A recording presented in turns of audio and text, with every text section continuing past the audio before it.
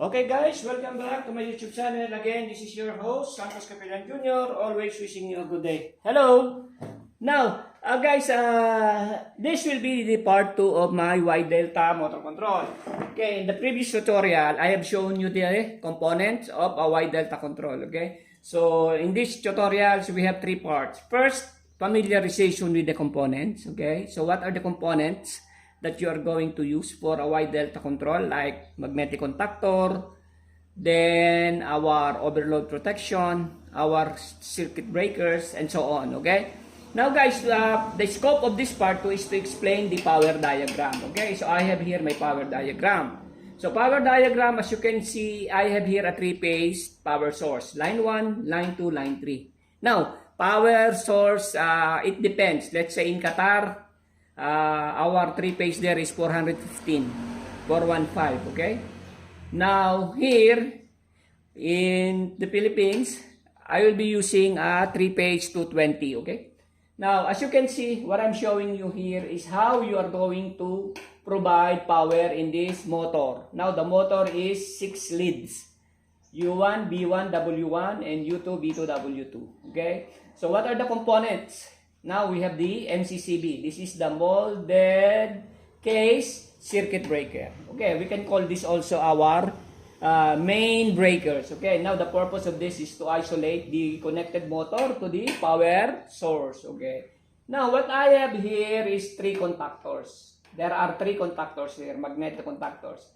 K1, which is our line contactor. We call it line contactor or main contactor because it's connected to the line. Okay. That's why it is being called line contactor or main contactor. Okay. Then we have here our overload protection to protect our motor from overcurrent. Okay. Then we have here our K2. First, our K2, which is the Y magnetic contactor. Then we have our K3, our delta contactor. So this is Y, this is delta, this is line. So there are 3 magnetic contactors. Okay, now as you can see, the line 1 is connected to our first terminal at our K1, then line 2 is connected to our terminal 3 at our K1, then likewise line 3 will be connected to our terminal 5 at K1. Okay, then when this contactor is energized, of course the current or power will flow to our overload protection. Now, overload protection, there will be normally open and normally contact, auxiliary contact from this overload device. Okay? Now, as you can see, line 1 is connected to our V1. Line 2 is connected to our U1. Line 2 is connected to our V1 and line 3 is connected to our W1. Okay, so it is very clear here as shown in my power diagram. Okay, now in our K3, this is the trick here. There will be a phase change here. Okay, because if you will not do a phase change here, the motor might not rotate. Okay, so what's first, let me explain. Okay, so what we are doing here, line 1, we are connecting it to terminal 3 of delta contactor. Then line 2, we are connecting it to terminal 5 of delta contactor. Then our line 3, okay, this is line 3, is connected to the terminal 1 of delta contactor. Okay, so there is a phase difference there. Okay, then our terminal 2 or line 3 will go to our U2. Okay, so there is a phase difference here. Okay, so it's not the same phase. Okay, then this line 1 will go to our V2. Then this line 2 will go to our W2. Okay? So this is the correct power diagram, or this is the correct how you are going to do the power diagram. Okay? Now, here in our Y contactor, as you can see, we are shorting the 3 terminals. So this is the Y connection, okay? The reduced voltage is happening here. Let's say your supply voltage is 415. This one will run at around maybe 240 to 250 volts. If you reduce the voltage from 415 to 250 or 240, then you are reducing also the current. So that that current will not trip our overload protection here. Because if you don't have this Y, or reduced voltage, you are directly running the motor, or you are using DOL for big motors.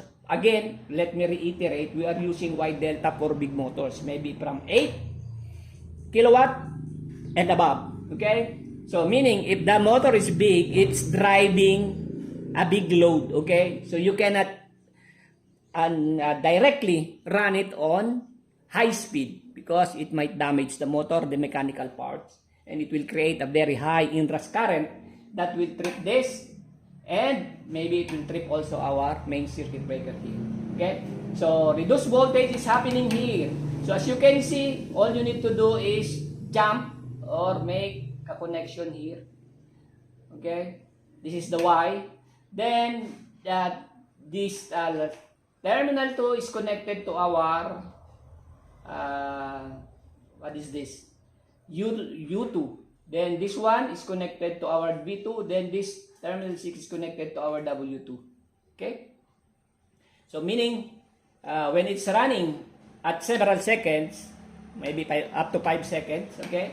Then this one will run at reduced voltage, reducing the current. Then the motor will just slowly rotate, okay?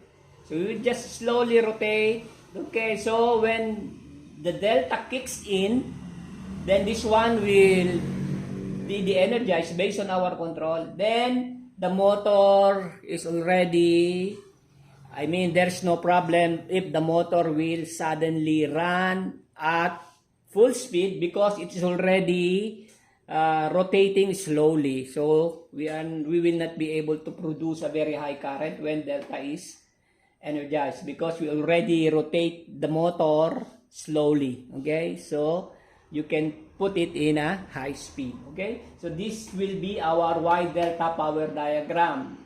What you need to, as an electrical engineer or an engineer in charge with a motor control, all you need to make sure that you are doing the power diagram correctly. Because maybe if you will not do it correctly, then the motor, even there is power here, the motor will not rotate. Okay? So that is one of the problems I encountered in the site when I was working in the Middle East. Okay? So guys, once again, I hope this power diagram, simple power diagram is already clear for you. Again, if you are new to my channel, please help me promote my channel. Like, share, and subscribe. Okay, then before I will end this tutorial, Santos Capillan Jr. will always say, God bless us all. Let's all be safe and bye for now.